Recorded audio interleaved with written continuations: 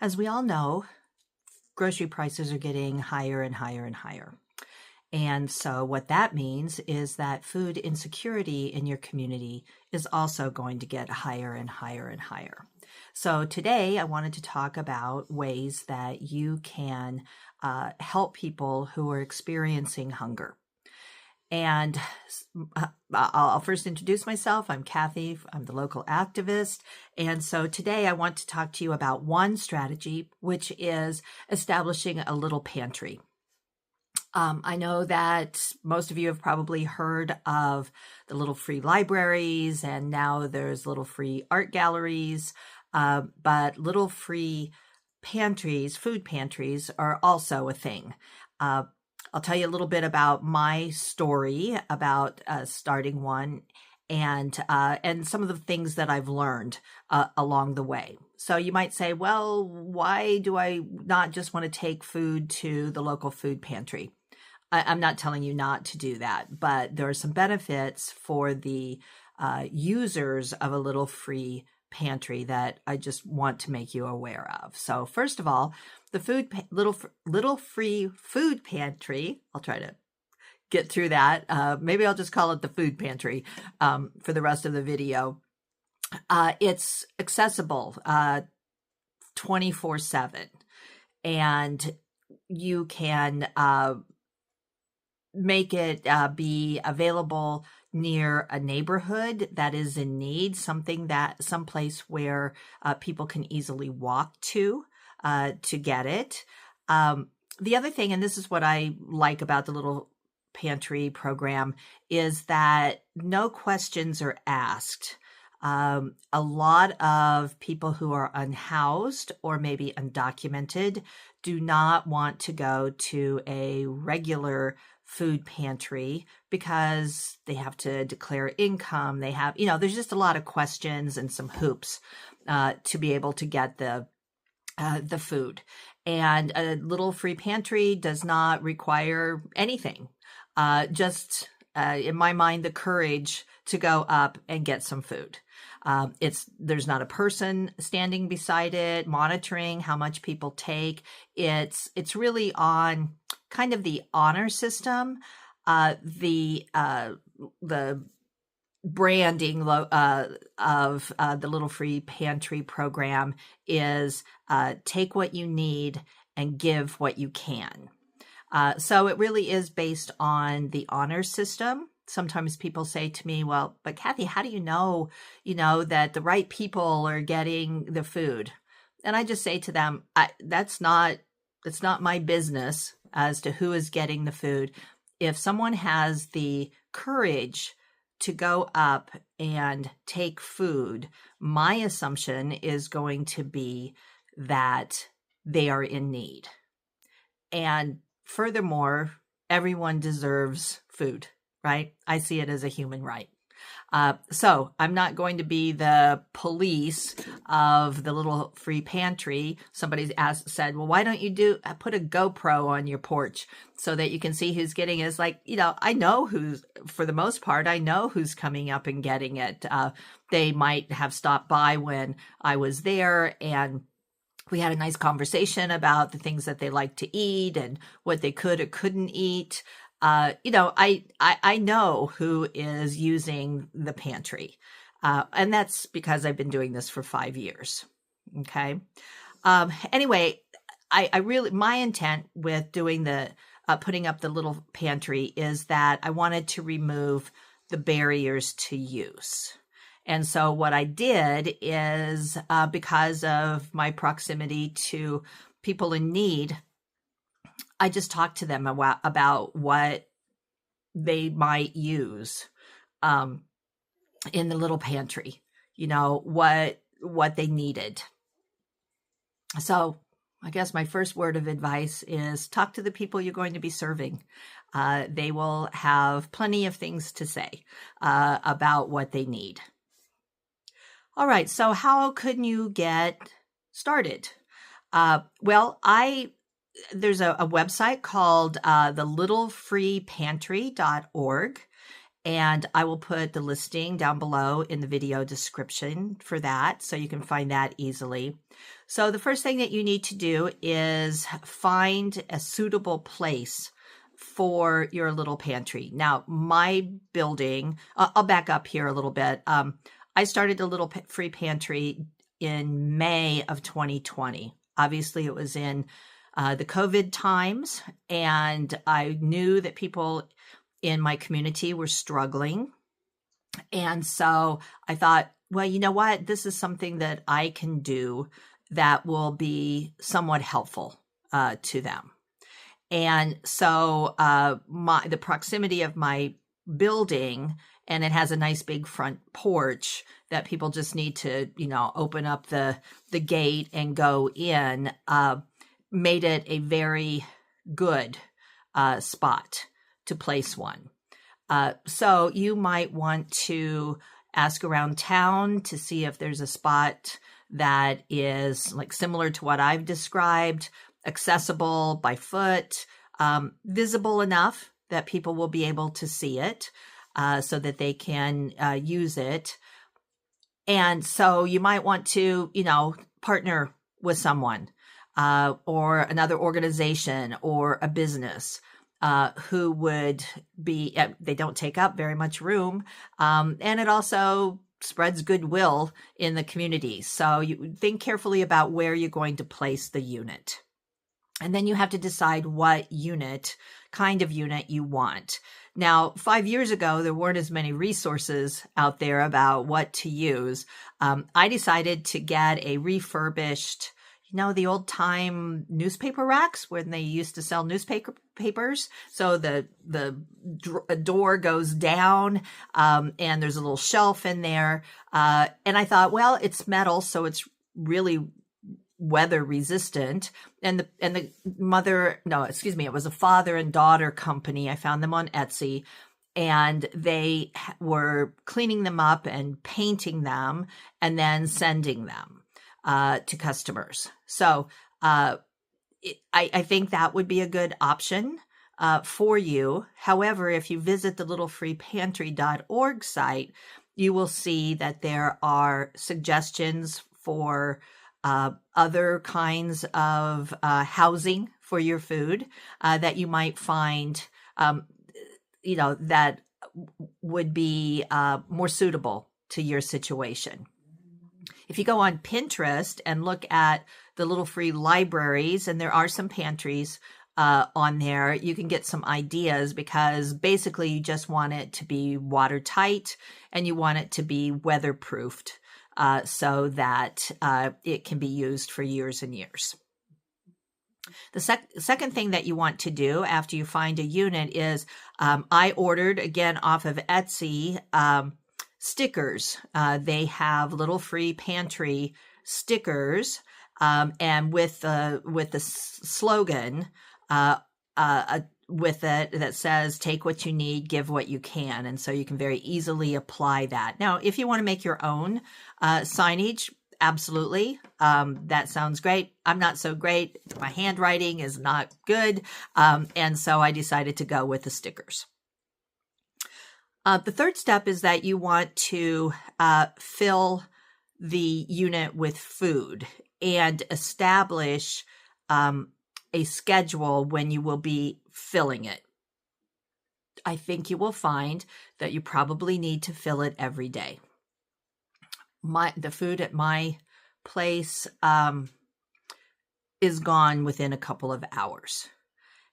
And so I can kind of get the economic pulse of the community by how fast the food goes. So one of the things that I want you to do, and I'm going to link an article that is very helpful about this issue, but I want you to be very thoughtful and put yourself in the perspective or the position of a person who is unhoused, who might have a house, but their electricity's been turned off.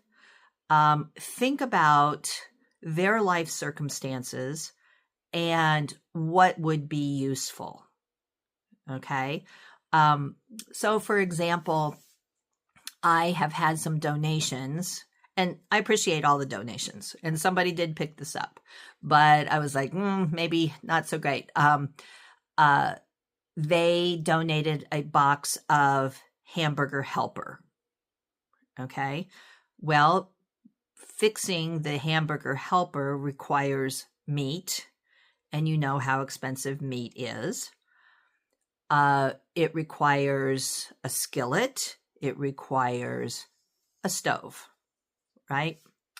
And so that will limit the usefulness of that food donation quite a bit. So think about what is convenient to eat. And this is one of the things that I've struggled with quite a bit is it's just not particularly healthy food. Let's just canned food, any shelf stable food is not going to be the healthiest. Okay. But I have tried to give like bags of rice or bags of dried beans, things that they can cook and stretch, right? They just sit there. And I was not adhering to my own advice. I wasn't thinking about their life circumstances and what they can use. And quite frankly, what they are used to eating. And we can get into that whole discussion at another time. So I guess I have appeased my, but this isn't very healthy problem or concern by saying, well, at least they are getting food. They are not hungry. All right. So you want to fill your pantry up with mostly canned food or the food that comes in pouches or kind of, I know I got some macaroni and cheese the other day that, all they needed to put in was some hot water. And you want to make sure that I do include a lot of canned vegetables in the pantry as well as proteins. They just, little, what are they called? Little wieners in a can. That goes immediately. Okay. So you also, here's another thing that I learned, is that you want to purchase canned goods that are easily opened. So they might have the tab on them, so they don't require a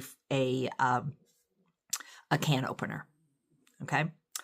Ramen is always popular, either in the cups or in the bags. I have one of my guests who loves ramen and he doesn't even cook them. Okay. He just loves the crunch. So you might think about, and ramen is cheap. We need to think about our own budgets and buy what we can for them. Okay, so in addition to the food, personal care items are good. We, toothpaste, toothbrushes, deodorant, that kind of thing. That would be useful to put in. Paper goods would also be good. Kleenexes, toilet paper, paper toweling. It really depends on the paper goods, how big your pantry is.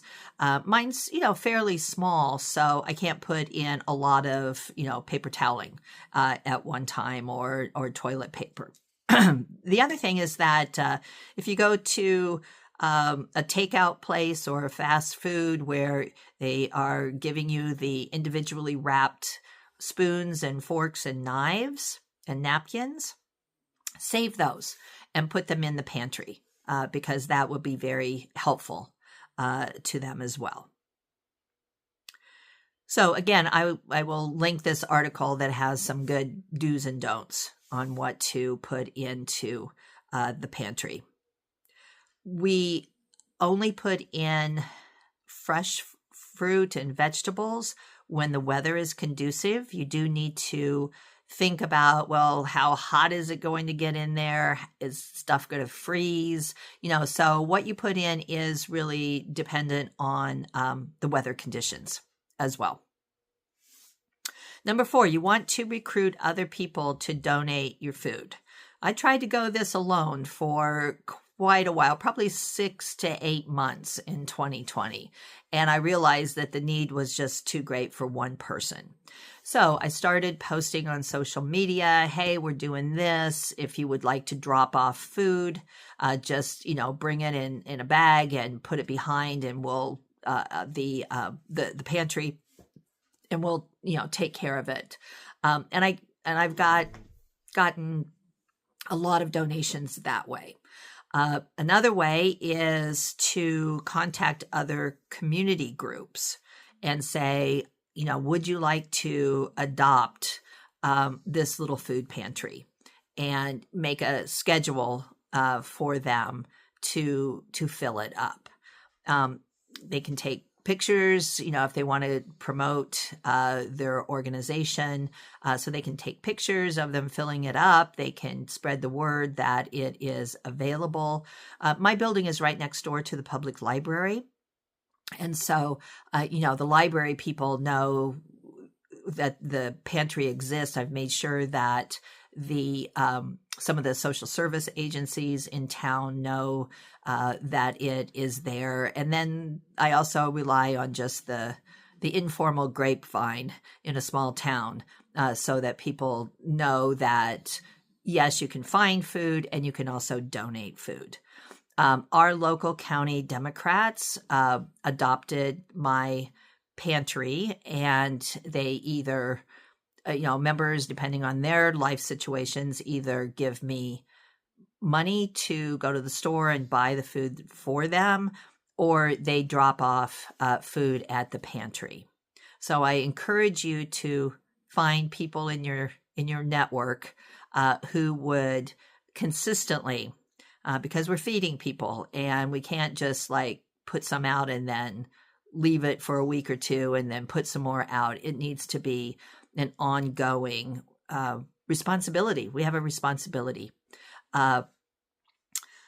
Okay, so you might say, well, the people who are getting food from the pantry, how are they feeling about it? Is this useful? Whatever. I can tell you definitely it is useful to them. I've had some sweet little notes left at the food pantry, one from a mother who during COVID was, going through some really tough times. She said that the pantry made it possible for them to eat every week, and she just wanted to know what a blessing she thought it was. I've talked to, some of the guys who are at the homeless camp down by the creek, and this is one of their, most important food resources. And they're very, very appreciative. Now, one of my favorite stories is that I was at my place of business and saw that somebody was making a food donation. And so I just peeked my head out and said, thank you so much. We really appreciate your donation. And she said, well, I was a couple of years ago, I was not in a position to make a donation. In fact, I needed to use your food pantry. I was new in town. I lost my job, and your food helped immensely as I was getting on my feet. And I'm now in a more stable economic situation, and it's my turn to give back. Well, of course, I wanted to cry. But so there's, I know that people are appreciative and that the food is getting to the right people. My vision for my community, and I'm still working on this, is to have a network of little free food pantries spread out across the community in the neighborhoods where it would be most needed. And so that obviously is going to take, some startup money to get the units together and some coordination, because I would like to have a different organization for adopt each one, right? So that, again, the burden is dispersed. And we'll see if we can, raise the money to get this started. I know that the desire is there. No one's come up with the cash. And again, I have to be very careful. I've got, with my own budget, because I too, I'm a small business owner. I'm an artist. I'm an educator. All of those are, under some duress as well. So this ended up being one of my longer videos, but it's a project that is really worthwhile. And I think that, every community, every neighborhood in need would benefit from it. So let me know in the comments if you have any questions about my experience, and I'd be happy to answer them. Remember, no action is too small. You are needed, and you will never know the extent and the impact that your actions have on other people. Thank you.